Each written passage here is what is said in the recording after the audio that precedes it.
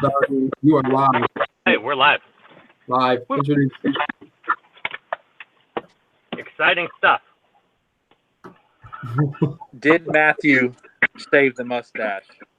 I don't know. People are waiting to see. Who knows? What do you guys guess? Yes or no?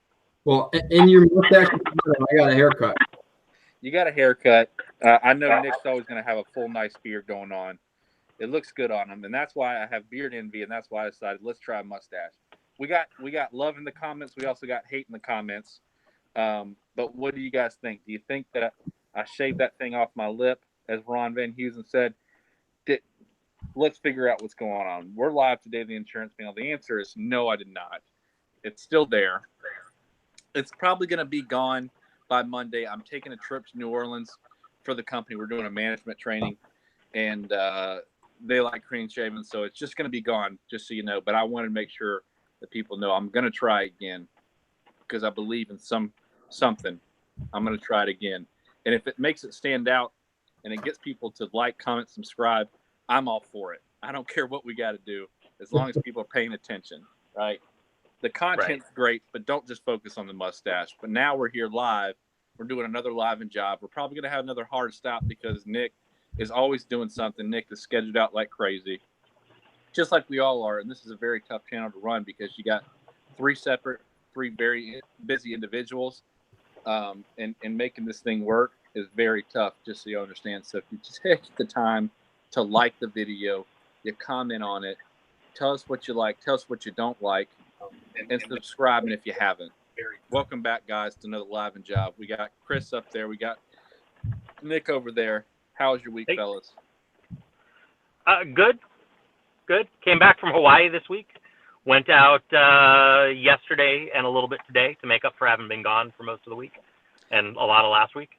And did you call and set up some appointments? I did. Yeah, I called and set some appointments up. And went out and I hit my goals. Wrote a little over $5,000. Man, very good. That's awesome. It's showing the insurance panel has left the call. That's not good. We can still hear you. I got live on my end. All right, as long as it's still rolling. We're still rolling. And then we got Chris with a new haircut, looking dapper as ever. How was your week? You had a good week? Well, I'm still waiting for the answer on what a part-time agent is because I've been called a part-time agent like 6 times on Facebook this week. And this I believe what do you mean by that? I don't know, but this part-time what was the other reference? Amateur agent did, I believe, 9,000 in about 4 days, which I'm more than happy with, and rinse and repeat, and we'll do it again next week. But I got a question for everybody that's watching this, or this is going to go on YouTube as well. What constitutes a part-time agent? Put it in the comments below. What is a part-time agent? Give us your idea, because we're going to find out if Chris is really a part-time agent or not. Okay, so I like it. Let's rapid fire some questions here. And I know we don't have long. Let's rapid fire some questions here and answer some stuff for people live. I hope everybody's week was well. Mine was awesome too. What do we got? So I got one question here in the comments from earlier, gentleman waiting to get on and see.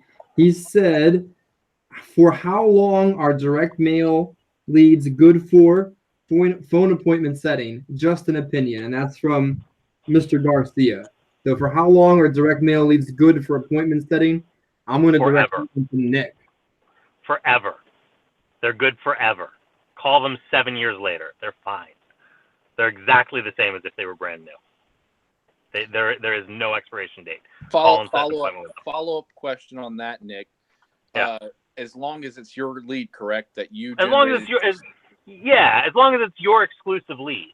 You know, right. if you're buying a B lead, if you're buying a used lead, that's a different story. But if you got this lead, direct fresh mail, you've never made contact with the person, and you paid for it yourself for an exclusive. Call it forever. Call it until you decide you're tired of calling that phone until number. They die, buy, or don't qualify. Right, exactly.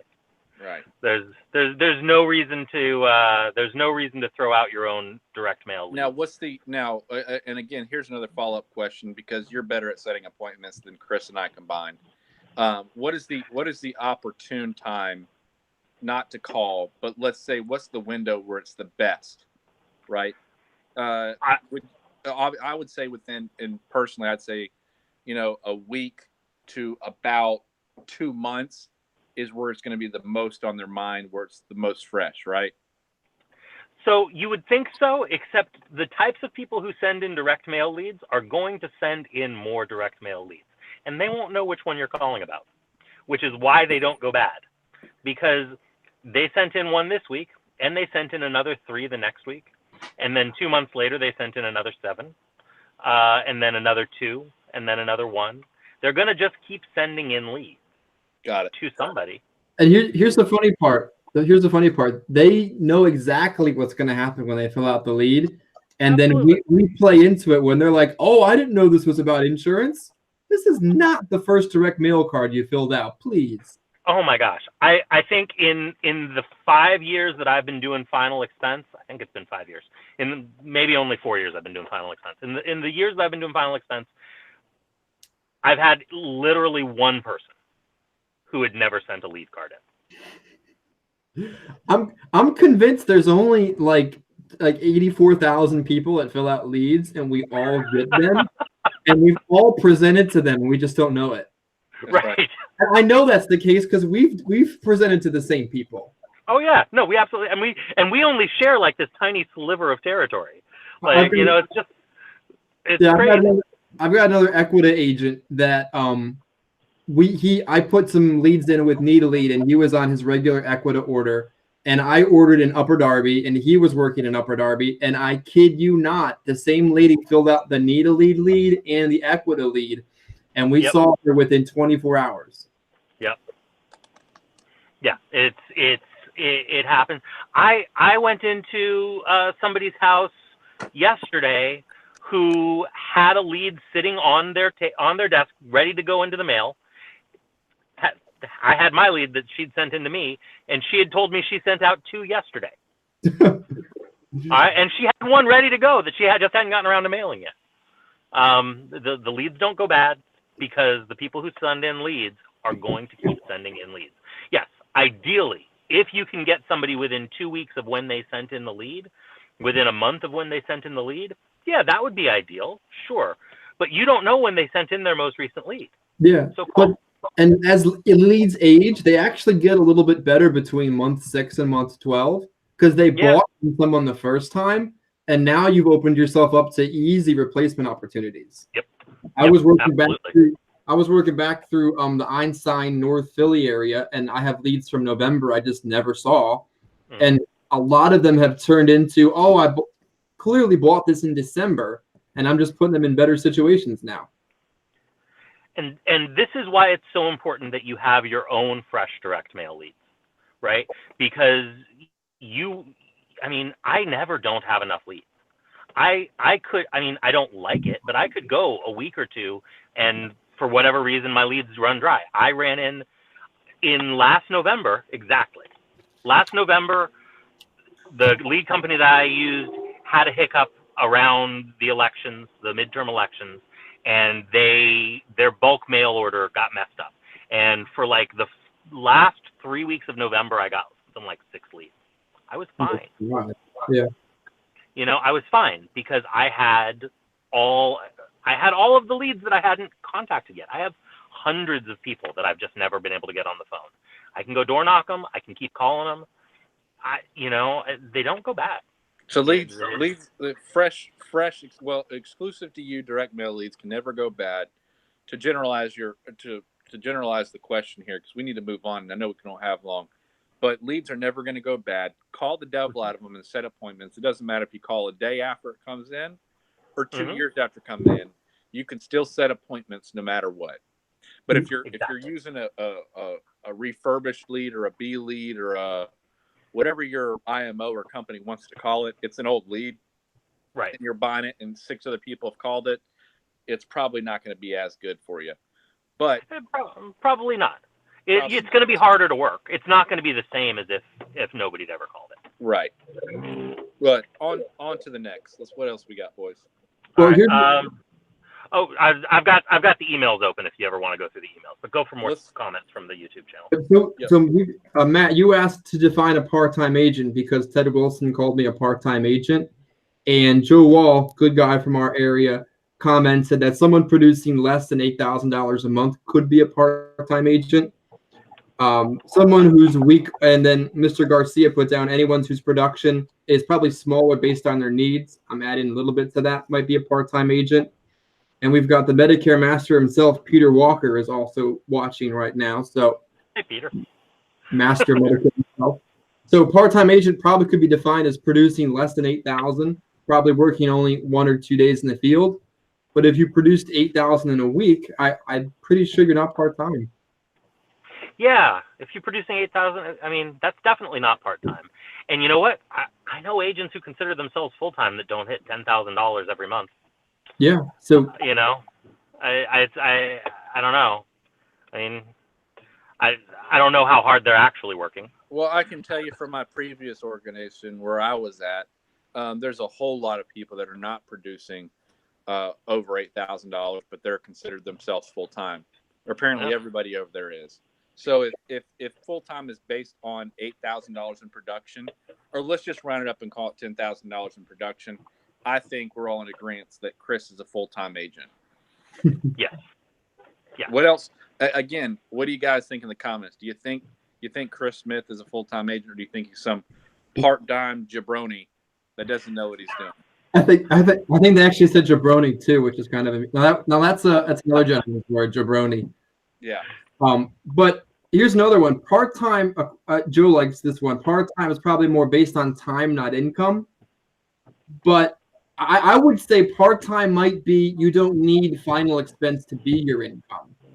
Like you might have another actual job where you make money and you dabble in final expense. I would say that actually makes more sense to me. And that could be other agents also. Like maybe you're full-time as a Medicare agent, right? And you dabble in final expense. You do a little bit of final expense on the side. That's when you're part-time final expense. You know,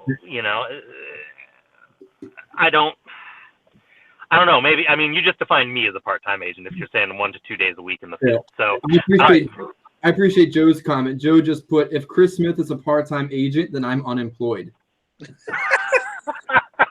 There you go. There you go. Well, and we have an open and welcome invitation for a non-hostile live video with Ted. He just doesn't want to do it. No one's going to debate. No one's going to challenge. I'm happy to learn about agency building from him. But he doesn't. He will only post propaganda videos. He won't join us for polite discussion. And that's okay. Let's move on. We know it's not a part-time agent, but let's get the real stuff. Let's get to why people watch. What's some good content that we can give out to people? What's a question maybe from the emails that we get? We really appreciate them. The ones that go to theinsurancepanel@gmail.com. We read every single one of them. I take a screenshot of it and send it to us, and we talk about it before we get it here. So we already know what we're going to help you out with. So what else you got? So I got an email from Alexander Curtis. He sent this in back at the beginning of April, and I'm sorry it's taken us so long to get this to you, Alex. But it's a good question. He's saying that he's just brand new licensed. He got his contract at the beginning of the month. Congratulations. And he's looking for ideas on what we think are good ways to reach out to his warm market without being that guy. So I'm going to say, I aggressively do not work my own warm market. I aggressively avoid working my warm market. I probably shouldn't, I guess, but I don't like it. I've written a couple of Medicare policies for people who are friends, or friends of friends or parents of friends, but I don't work my warm market. I prefer to not, because I don't want to be that guy. And I don't know that there's any real way around it. Yeah. So, I mean, there's that. On most applications, it's going to ask, is the proposed insured an immediate family member, yes or no? And I've seen too many agents go, well, it's my stepmom or whatever, so it's okay, right? Because they want. they want to get paid. Right. I'm going to go off the cuff, and I'm going to say, if it's a trying to generate income kind of thing, you don't want to do it. If it's trying to learn your craft for somebody who's going to critique you, but is also family, I think you're going to be okay. But don't expect to get paid from what you're doing on a warm market basis. Well, and I think what Alexander's asking more, Alex, if I can call you Alex, is more like the types of people who do Project 100s or Project 500s, or go out and let all their friends and family know that they've started a new career in insurance, and please ask them for, Then I'll give them this, and use this script if you want to. You call them, you text them, or you call them, preferably a call, and I treat it just like this. Let's go one-on-one, Chris, like me and you are warm market leads, right? Mm-hmm. Hey, Chris, how's it going? Hey, Matt, what you been up to lately? Man, I've just been working. I'm actually starting something new. I'd actually want your advice on it to see what you think. Okay. If you could let me come over and show it to you, I'd be really appreciated. Show me what, though? I'm confused. What are you coming over? I'm getting into the insurance business, and I've got to practice this thing. And I have a whole presentation book that I've got to learn by Monday. So I'm trying to show it on people that will give me critique, and I want you to critique me and see how I can get better. Yeah, and what's interesting is, what does the proverb or the verse say about a prophet in his own town? Like, it's going to be harder to sell a lot of your warm market. And interesting enough, Peter has a good comment in the YouTube chat. Your warm market probably isn't final expense clients. Correct. Probably not. I mean, hopefully not. So the product that you're selling isn't designed for the person you're talking to, and it might be good to practice with them. But all the insurance I've sold my warm market hasn't been a final expense. Right. Yeah. And Nick Amato also commented, if he is new, he can reach out to his warm market and tell them that he needs to practice. More people would be willing to help if they don't feel like they're being pressured to buy something. Yeah, but people also know that you're asking for business at that point, Nick. Your friends aren't dumb. They know if you say, oh, I want to practice, they know that you're going to try to sell them at the end of the day. If you just say, I just want to learn how to review your policy and see if I can get you into something better, right? People aren't dumb. They know that you're trying to sell them at the end of the day. You just be upfront with people and say, look, I'm getting into this. I want you to see it, and I want you to critique me. You don't even put it on the back end of, if I can help you out and I can put you in a better situation, that's cool too. Because people don't want to give up their information. I think it's important not to be an undercover agent, and I'm probably a little bit guilty of this, where I'm not going to solicit my warm market, but I think if my warm market doesn't have insurance or needs help with it, they should know that we do this. Correct. So it would be heartbreaking to find out someone in my warm market died without proper coverage because I was too proud to mention that's what I did to them. Yeah, if you look at my personal Facebook, I post a bunch of stuff, fun stuff, funny stuff. I posted something about the Avengers, who's going to die, blah, blah, blah, blah, blah. But about once a month, I post something saying, hey, guys, this is what I do. If you're interested, reach out to me. And every once in a while, I'll have somebody says, hey, my mom has some insurance. We don't really know how it's working out. Probably one time a month, I might sell 1 or 2 policies off of that. But I hate looking at friends' Facebook or people that invite me to be their friends that are other agents, and all I see is insurance. It's redundant. It's really tacky, and it lets me know that you don't have enough marketing to go see. Buy some leads and go sell some people. It's not great, and I worked for a brief period of time with a financial planning firm who was really big into that kind of warm market marketing, where they said, if you believe in this product, they were using IULs and annuities and stuff as retirement planning vehicles, and they were like, if you believe in this product, you'll go tell all your friends about it because you're going to make them all millionaires, and I don't know why you wouldn't want to do that for your friends, which is okay, I guess. Different markets need different things, I suppose. I got out of that business. Like, I didn't like it. So I do final expense. I also do Medicare. And that's about it. And those are not the people that I hang out with for the most part. So there's not a lot of warm market for me there. So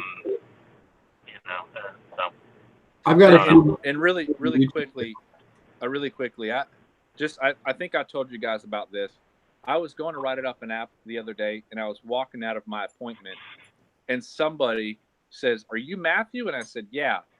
And he came up and he goes, "Hey man, I was just watching your YouTube video where Nick is in Hawaii, Chris is next to a graveyard, and they're talking about your mustache." And he found me in a Walmart parking lot. awesome. And he went, "Dude, this is awesome." He said, "How small is the world?" He said, "I knew that you were from Colombia."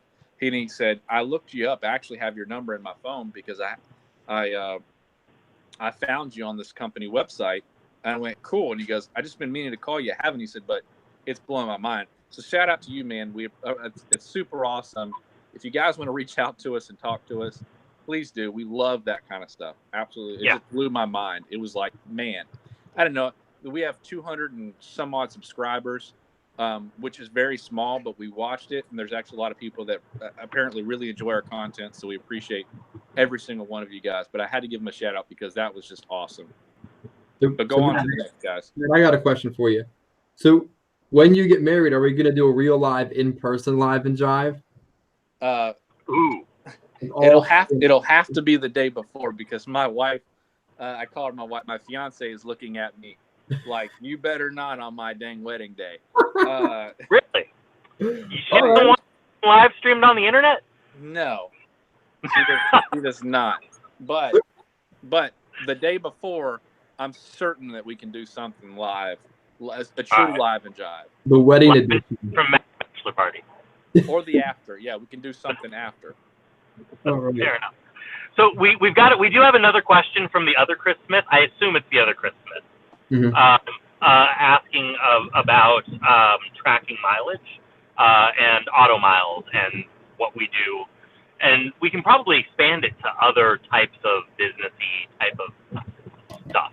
Do you guys keep accounting software? Do you do your own books? Do you have a CPA? What do you guys do? Well, what's interesting is when we talked about your not for final expense last week, you talked about making sure that you have a CPA and stuff. Nick, yep. Oh no. You may be losing me. We still got you, but Nick, you were saying last week when we defined people that weren't best for the industry is people that thought they could do their own taxes and be their own planner when that probably isn't the most advisable thing to do. Probably not.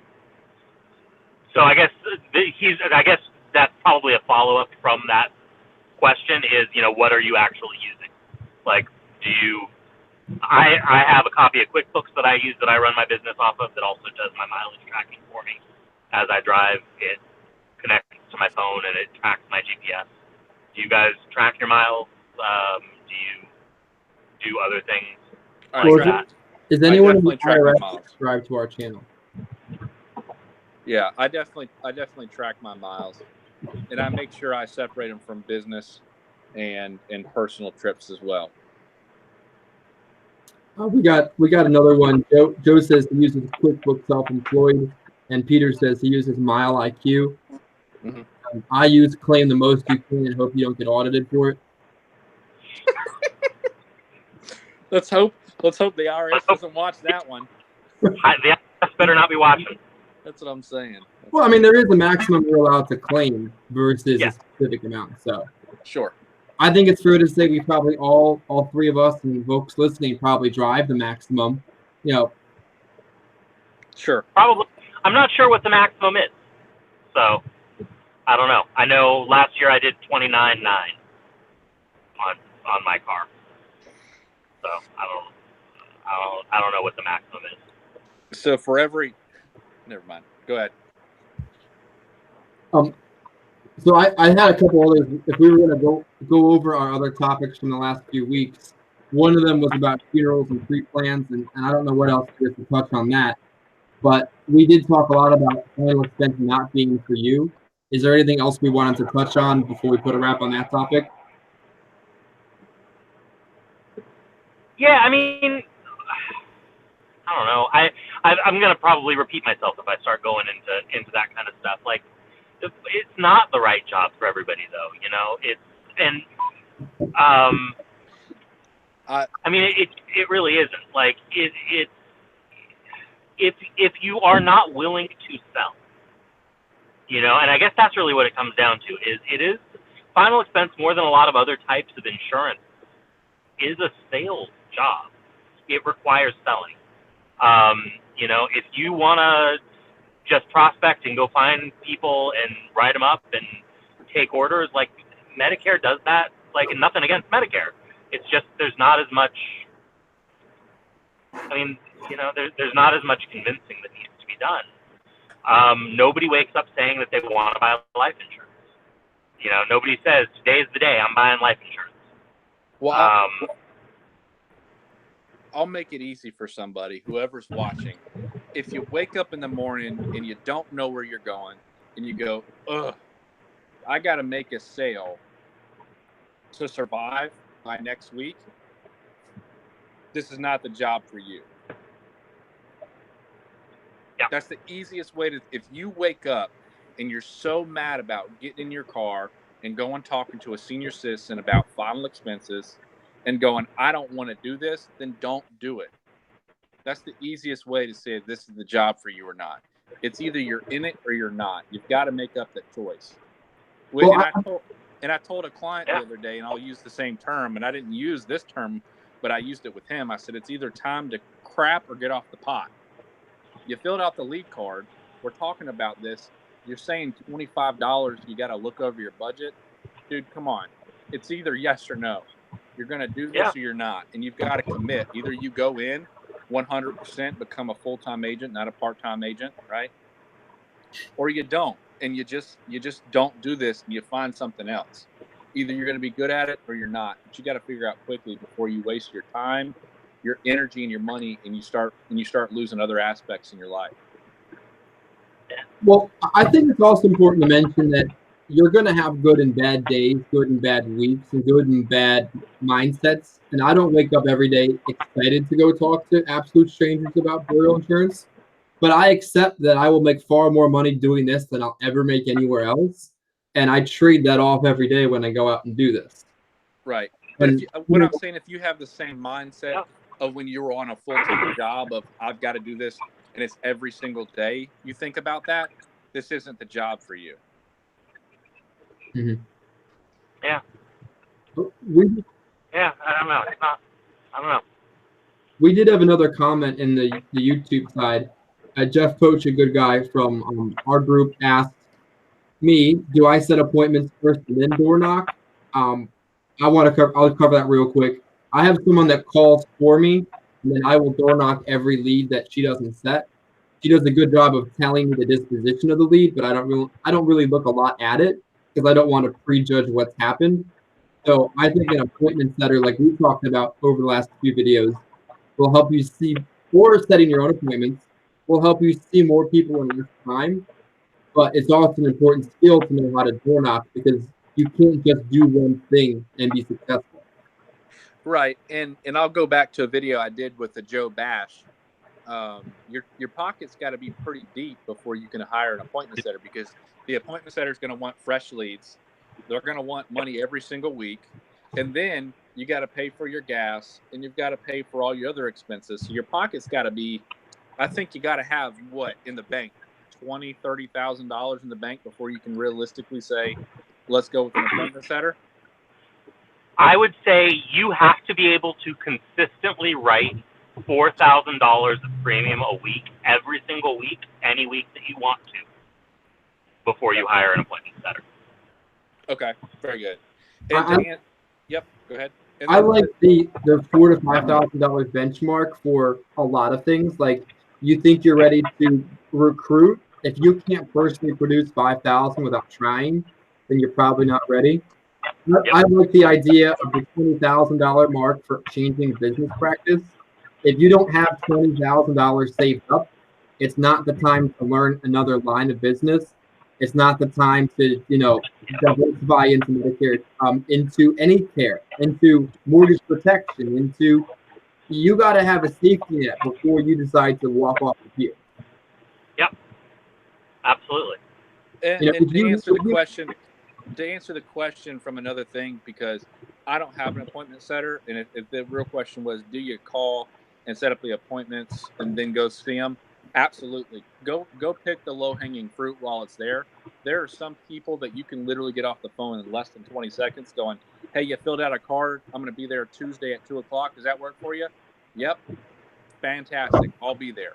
Right. And those are great appointments.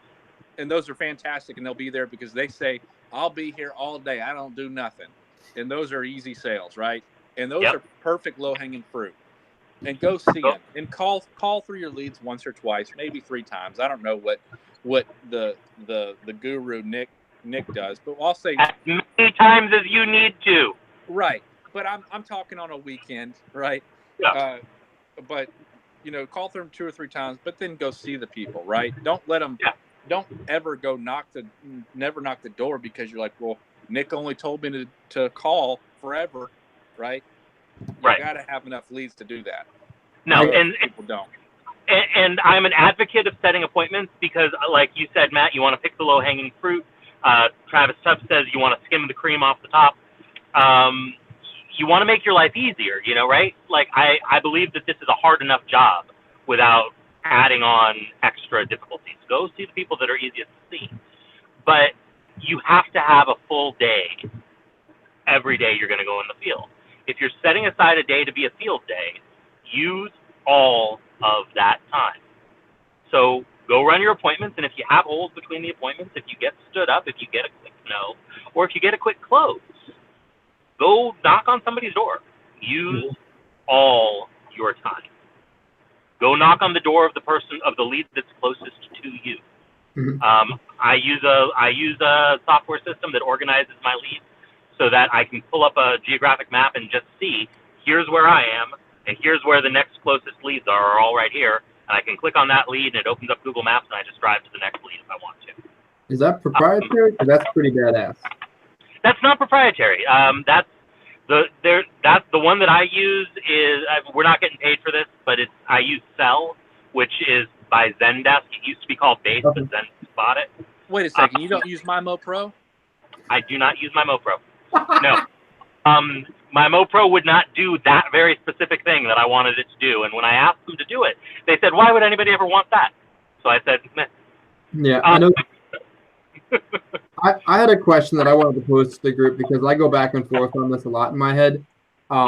Conservation. So there's kind of 3 different categories of conservation. There's the morning after call, let's expand that into the 30-day free lookers. There's the oops, I'm lapsing my policy kind of somewhere down the road.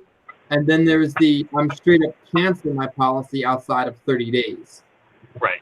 I've always operated under the everyone gets one chance, especially because I work a specific area that I can go back and see these people.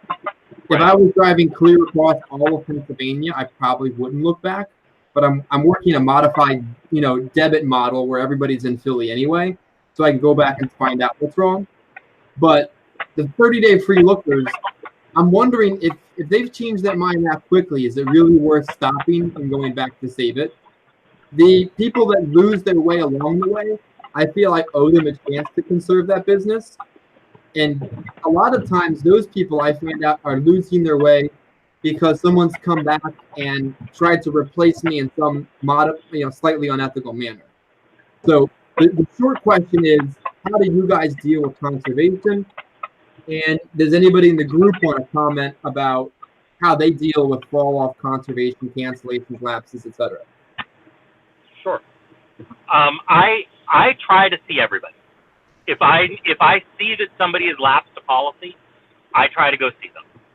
Particularly if they've lapsed it, like if it's like money trouble type of a thing, because you can almost always get those back. Even if you have to write them brand new or cause them to double draft, or there's almost always something you can do. Because the people who lapse their policies don't do it because they want to. They do it because something happened. You can almost always get them. If they're outside of 30 days and they cancel their policy, I always go see those because that only ever happens if I'm being replaced. and I will always fight to replace people. And I fight mean. And I will get the Department of Insurance involved if I have to, because it's almost always unethical when somebody replaces one of my policies.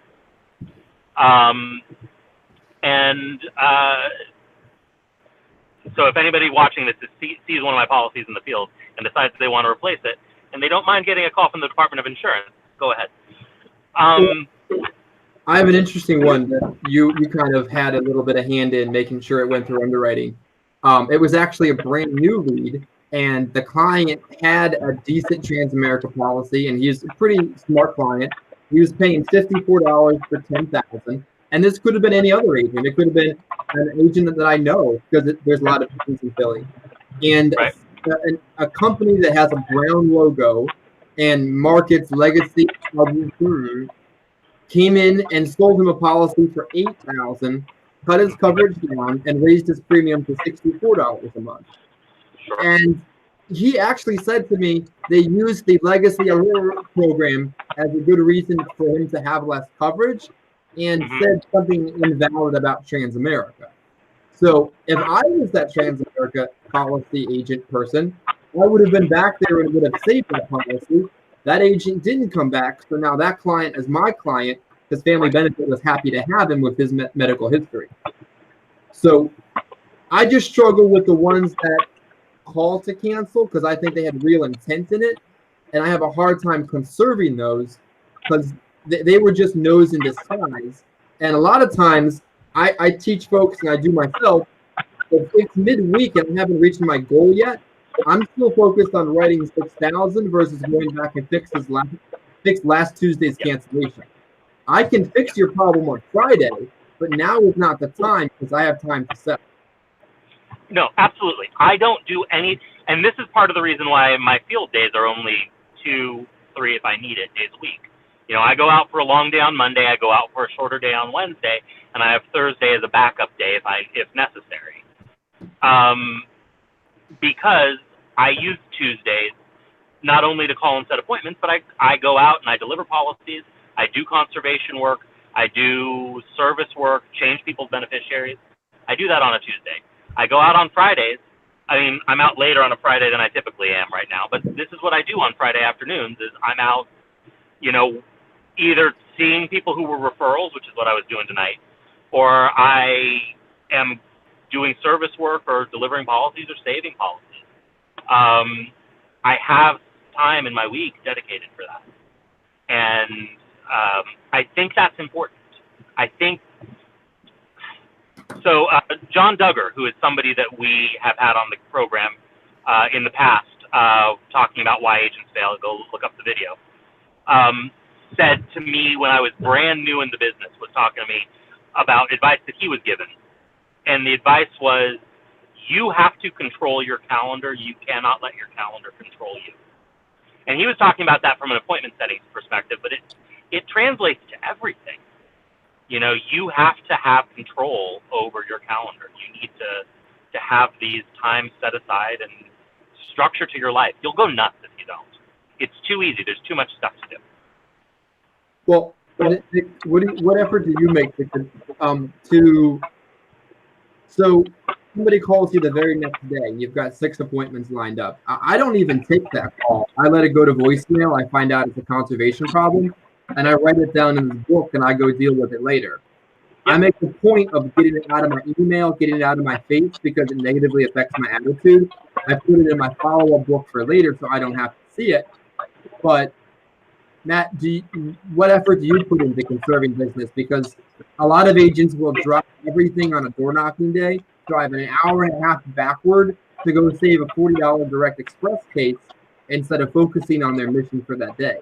Well, again, it's always going to go back to what's your level of production, right? I know that by the standards that if you write 20 cases, 3 or 4 are going to fall off just based on the averages, right? You write 10 cases, 1 or 2 is going to fall off, depending on your persistency level. Nobody has 100% persistency after you're writing hundreds of thousands of dollars in premium. But if you're writing a ton of business every single week, $5,000 or $6,000, you really don't have time to drop everything to go save that one case. And it doesn't matter what you do you could go shovel elephant poop out of the client's backyard. They're still going to cancel. There's only so much you can do before they'll go, well, you done great. You done good, kid. I'm just going to cancel. Right. And so I don't really spend, and I've learned how to differentiate between those two. Like if it's something money wise, okay, is it too high of a premium? Did the bank draft it wrong? Did we draft it wrong? Let's get this thing figured out. That's the easy part. But if someone's just calling and saying, well, I don't know, I just had second thoughts and maybe I need to go back where I was, I'll give them a shot. I'll shoot my shot. But I'm on to the next one. I'm going to go write somebody who's going to stay on the books for years and years to come, and I don't have to worry about that service work. Here's a real live example, and I'm not. I'll get your thoughts on this. I had a gentleman I wrote him probably 9 months ago with Royal Neighbors, him and his wife, and they took pretty large policies, probably $100 to $200 a month between the two of them, and they had no problem affording it. They didn't. I challenged them on the amount. They took it. And then I found out that the reason they could afford it is income from one of the foster kids. They don't have the foster child anymore. Now they're canceling the policy. Do I go back when they now have money again? Do I sell them smaller policies? Do I never talk to them again? It's like they had a good reason to have it. They had a good reason to lose it. Yeah. What do you do in that situation? Yeah, you say, hey, I understand. You had a loss of income, so you can't afford this anymore, and I understand. Let's go ahead and lower that premium to where it's comfortable for you. That's you don't want to lose everything. Move. Yeah, you don't want to lose everything you've already paid into it, right? Same thing people say when they're trying to conserve policies that we're trying to replace, right? Don't lose everything you've already paid into it. Now we have a question about what was that software you mentioned that helps you route your leads? What was the name of it again? So it's a CRM software. It's actually a full service CRM. It's called Sell. It's SELL by Zendesk. It used to be called Base, BASE CRM. It's a full-fledged CRM software. It's nice. It comes with an app. I'm hoping maybe the people who will watch who own Zendesk might send us some money now. Sponsor us, Zendesk. But it's a good app. It comes. It allows you to upload all your leads straight into it. I use it to call all of my leads when I'm calling. It helps keep them organized. Once you make a sale, you can convert them into clients and do a whole bunch of stuff that I don't actually use it for. But the big thing is it's got an app that when you're out in the field, you can pop up your leads on a map, and it'll show you through GPS where you are on that map, and then it'll show you where all your little leads are scattered around. That's a full service CRM. If you don't need a CRM, there's another good program out there called Spodio, which also does a similar type of thing without all the other CRM type of capabilities. And I'm sure I'm sure when Nick's got time, I'm sure he'll post it in the comments as well, so everybody can. Yeah, afterwards I'll dig up some links and I'll drop links into the comments after the live stream goes into the archives. Just make sure that if they do ask, how'd you hear about us, you put the insurance panel. Yeah. Yeah. All right, it's starting to get. I'm going to turn on a light over here, and hopefully it doesn't blow things out. Well, it's about closing time for us. We've actually almost been doing this for about 40 or 45 minutes. So let's take one more, and then we'll wrap this thing up. I got either two. I'm going to put two ones out there. You tell me which one we can do. Sure. A conversation about routine, like what routine helps you stay proficient and profitable, and the ever controversial topic of compensation. I think it's important. It's just great clickbait to talk about comp, but I think routine is more mundane and important content. So you guys want to talk comp or routine? Well, we've done 2 videos on comp. What's just out of curiosity? What's the question on comp that we didn't cover in 2 videos? The insistent propaganda that a large company producing billions of dollars of premium pays a different compensation level than another company. Or the consistent propaganda that justifies lower compensation in the industry. I saw an IMO posted out, we have competitive compensation. I freaking know they don't. That bothers me because that Yeah. continues to be out there in the public. And I think even though we've done 2 videos of it, it's worth saying you don't have to give up training. You don't have to give up leads. You don't have to give up culture. You don't have to give up support to do this job and do it at a fair level. Well, That's true. I sat with a guy on yesterday, and I didn't replace a policy as his, but I was sitting down with a client. She goes, "Yeah, I got this other guy on the phone, in my phone, who's been trying to sell me a policy for months, and he constantly texts me and says, 'Hey, I've got everything we need. I just got to get your account routing information,' which lets me know he didn't really understand how to sell, because he would have gotten the business anyways if he knew how to get that, right? So I knew I was dealing with an amateur. But then she calls him while I'm in the house, and she goes, 'Hey, I got my other friend here, Matt, and he's got better insurance than you.' Of course, this guy tries to just slander everything about what company that I'm using, right? He's trying to just say, 'Oh, well, he's only can do that one company, and I work for this many things, and I know what I'm talking about.'" And I got on the phone and I said, "Hey, man, quick question. How long have you been doing this?" He said, "I've been doing this for 3 months." And I said, "I'll tell you what, man. After this," I said, "tomorrow, let's go get breakfast man to man and have a conversation. Okay? I'm not going to name the company that the guy works for, but he's on a 70% comp. Okay? A 70% comp to start. He's brought in 2 other people into the business because he was sold a dream. Guess what? They're on 70% comp, and he's not earning anything." Okay. Now, and he said, "Well, I don't want to lose that, because again, it's kind of the same thing. I don't want to lose everything I paid into it." And he says, "I know what you're trying to do, Matt." And I said, "Look, man, Security National Life is not a captive company. I'm captive because I'm an employee of the company, and I have to be, right?" I said, "But you can get a contract here, and you're going to start at 100%. And just think about the money that you're going to miss if you don't." Okay. I said, "But if you're not where you're at, if it's not a captive company, there's no reason for you not to do it. You're not going to lose anything." But he had this doubt because he's been pumped so many things that it was good for him to have a 70% contract. He said, "Look at these leads I can buy." He bought $200 worth of leads right in front of me. And when he looked them up, he goes, "Oh man, these are the bad leads I don't like.